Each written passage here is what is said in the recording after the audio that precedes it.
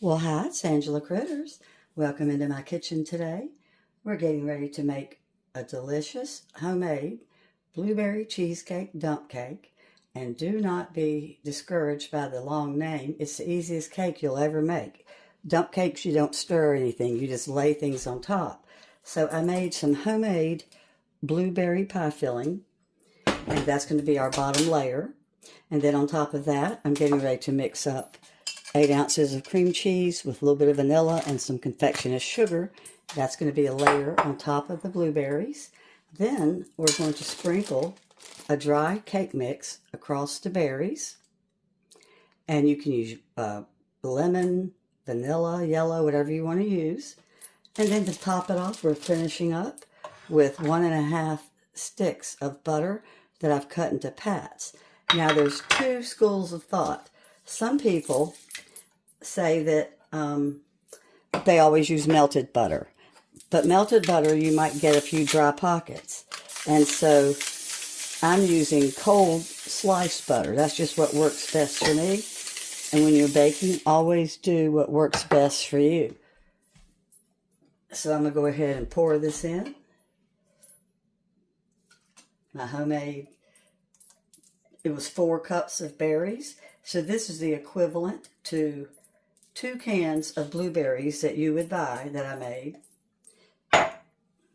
And I made it for a fraction of the cost. Pie filling has gone up to $5.99 here per can. And this recipe calls for 2 cans.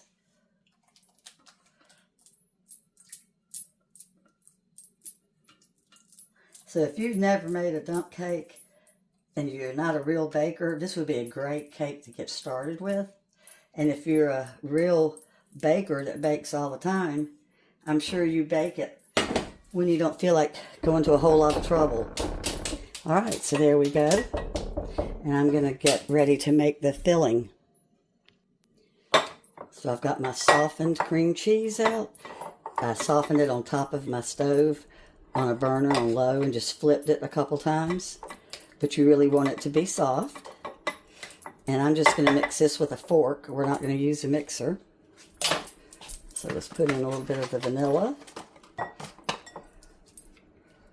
Ooh, this is brand new.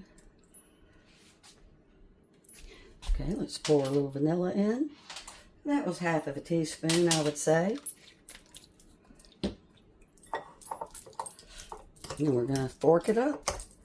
Just gently press it down with the fork, and we're going to add in confectioner's sugar for our cheesecake later. And I'm going to work that into my cream cheese. It's kind of dry, so I'm going to put in a little splash of milk. Didn't take but a splash. You can also do this with granulated sugar if you don't have confectioner's. You don't have to run out and buy confectioner's sugar. Alright, so then I'm just going to whip this up with a fork and drop it on top of the fruit. Now I'm not trying to spread out my cream cheese mixture. It's going to melt all over. And if I try to spread it out, it's going to sink down into the fruit too soon. And we use a whole box. And it's a 9x13. And I've got the oven preheated to 350. And it cooks 40 minutes. But at 35 minutes, I start looking at it to see if it's starting to burn on the edges. And if the edges are burning, then I make a little aluminum foil tint around the edges. Alright, so we're just going to try to get this level with a knife.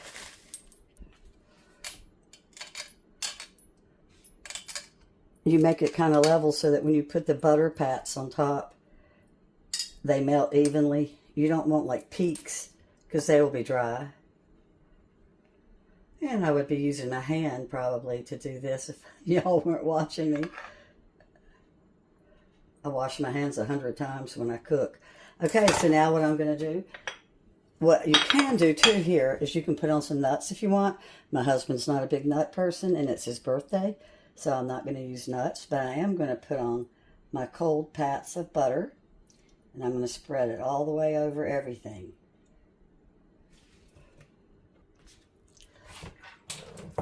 here it is.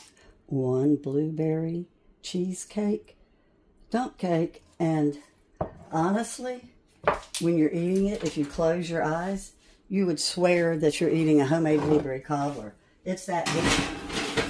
Dump cakes, they're magical. They really are like magic. So I'll show it to you in a few minutes when it comes out. And I'm going to be checking it at 30 minutes on 350. Well, here it is, right hot out of the oven. One blueberry cheesecake dump cake. And honestly, it mimics a cobbler. And it's hard to believe it's this easy. So this did cook for 40 minutes. And I will put the directions in the description. You can make a screenshot, or you can watch the closed captions as you watch the video. And if you're not subscribed, I'd appreciate it if you did. It's kind of comical, actually. 93% of my views come from people that are not subscribed to my channel. Isn't that funny? Well, I sure appreciate all of you that watch. Thanks a lot. Bye-bye.